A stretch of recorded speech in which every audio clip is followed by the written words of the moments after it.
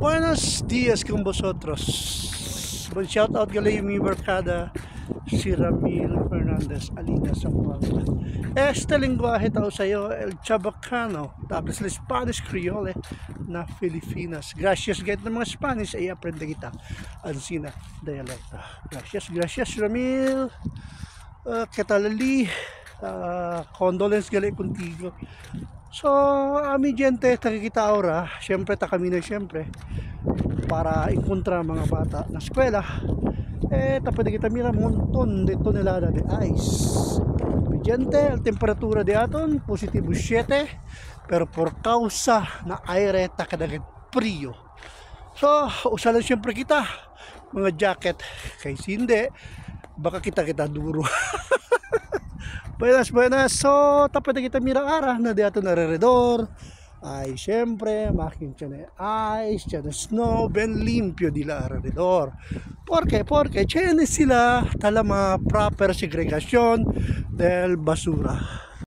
Ay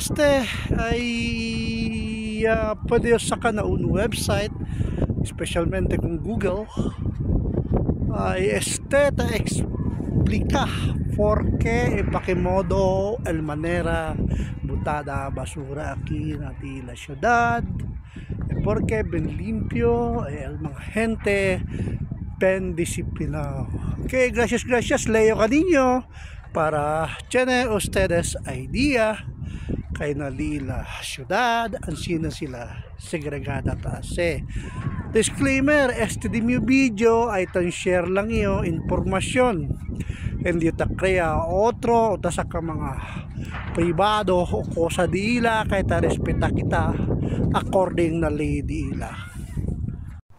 What are the color codes to garbage bins? Green container limited to food waste, yard waste, grid waste, other organic material. Blue container allows for traditional recyclables such as bottles, can, and plastic and organic waste such as paper and cardboard. Gray container limited to waste that is not organic or recyclable.